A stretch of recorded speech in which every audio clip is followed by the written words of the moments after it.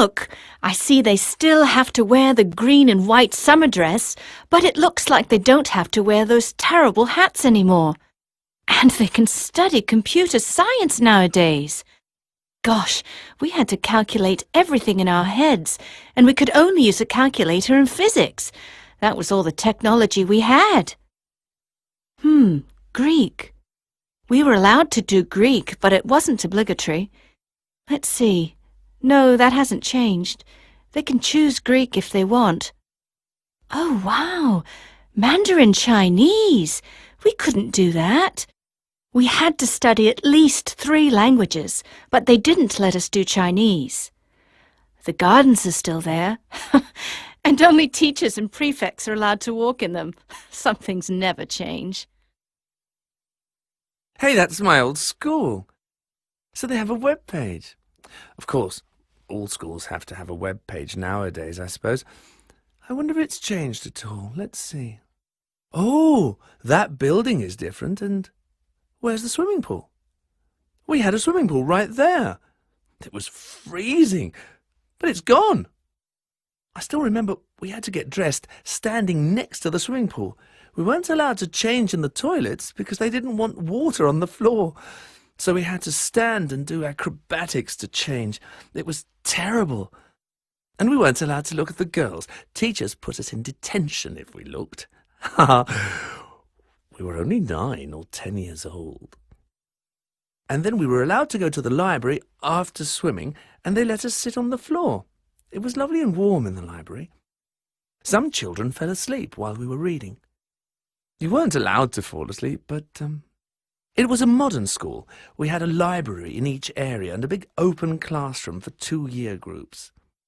We had an area where you could do art and make things. Hey, look at the photos, the library, and those little rooms. The ones with the silly rule about talking, they're still there. 1. Students can't use mobile phones. 2. Teachers don't have to use books. 3.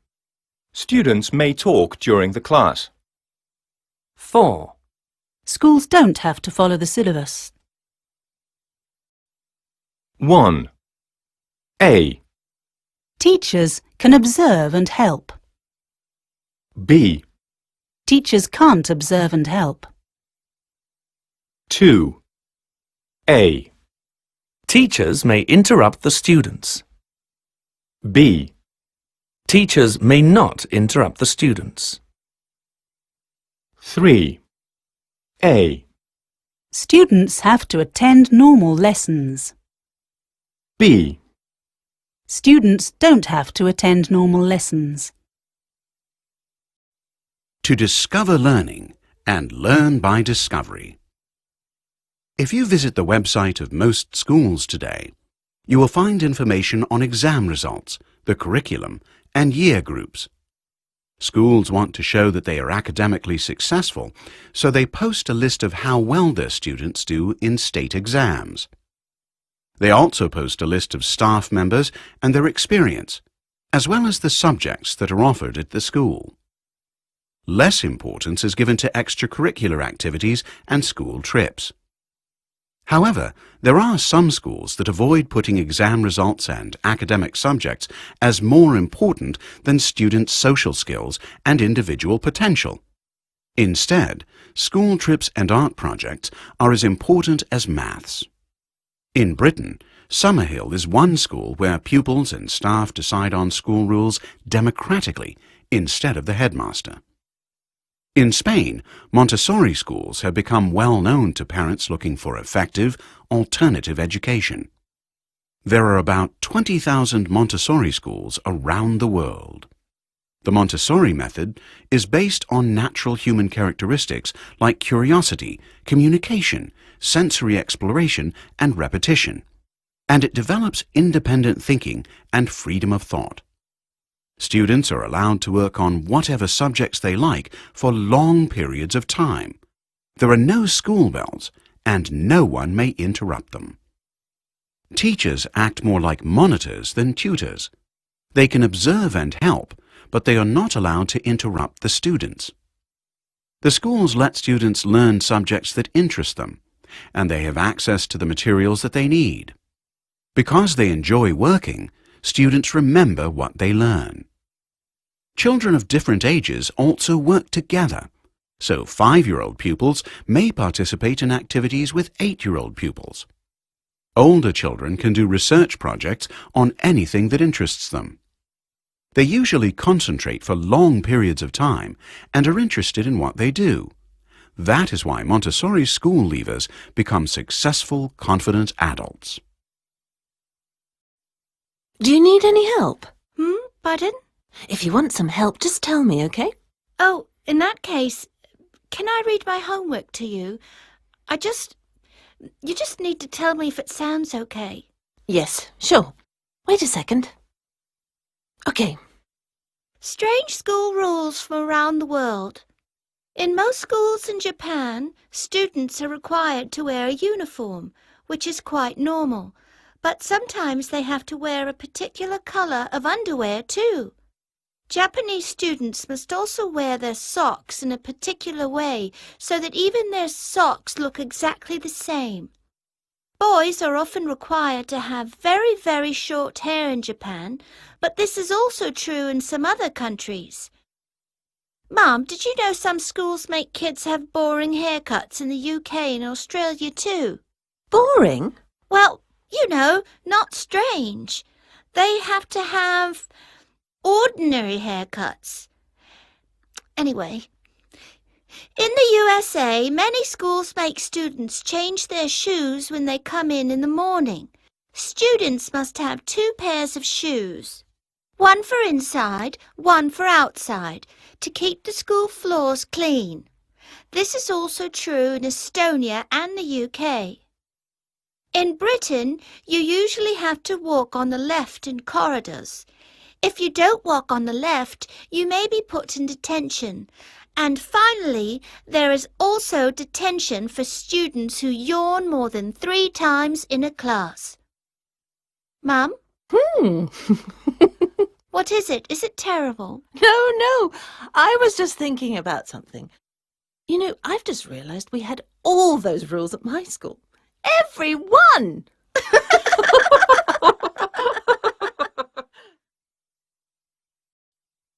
Climbing. Bottle. Lamb. Talk. Chalk. English. Listen. Aisle. Aisle. Castle. Mustn't. Sometimes. 1, Plumber. 2, Should. 3, Island. 4. Christmas. Who said school days are the best days of our lives? Primary school is one thing, but secondary school, or high school in the US, is a different story. Secondary school students have to survive adolescence and prepare themselves for adult life. They need to take decisions about subjects. Will languages or science open more doors? And about their future direction. Should I leave school and get a job, study a vocational qualification to be an electrician or a plumber, etc., or take higher school qualifications to go to university and study a degree? Then, if they choose to stay at school and apply for university, they will spend 2 years combining out-of-school activities with sitting exams, working to get good marks, finding out about courses, and going to interviews, as well as doing homework, exam revision, hobbies, and having a social life. In the UK, sixth form students have to send applications to universities 1 year prior to entrance. They need to have good marks in their GCSE exams and perhaps other skills such as playing a musical instrument, public speaking, or computer literacy, and be involved in voluntary work because there is a lot of competition for places. They are then required to pass their A-levels and get the marks set by their chosen university. In the US, getting into the university of your choice is a full-time job. Students spend long hours writing essays for the universities. They must work hard to get a high GPA. Some families employ agencies to prepare their children for interviews. Others send their children on weekend courses at the universities to improve their chances. Who said school days are the best days of our lives? Nostalgia is a curious thing. Good morning, everyone. Good morning. Your headmistress, Ms. Fisher, has invited me here today to give you some idea of what we, employers, companies, look for in a job interview. What we look for in a candidate in a job interview. The, perfect candidate. Don't you just look at exam results and academic success? I mean, they're the best things... Shh, Jade. No, that's a good question. And the answer is no, not really. A person's character is very important too, and their social skills, if they can work with people. In fact, depending on the job, you have to have very good social skills, but you don't need to have many academic qualifications at all. No qualifications? No school qualifications? Then why are we here? I didn't say no qualifications, I said not many, and depending on the job. But if I want to be a car mechanic, why do I need French? And history, and geography, and... Simple. You must show people that you can work and that you can work hard. Academic success shows hard work, not just intelligence. A company looking for a car mechanic doesn't need to employ someone who can speak French, no. But they want people who can work hard and who can learn. Oh. And if you want to be a car mechanic, it's also a good idea to study for a vocational qualification next year. A vocational qualification? Where do they let you do that? At a further education college. There's one in the centre of town. Next to the sixth form college, in fact. Oh, great. I'll have to go and ask.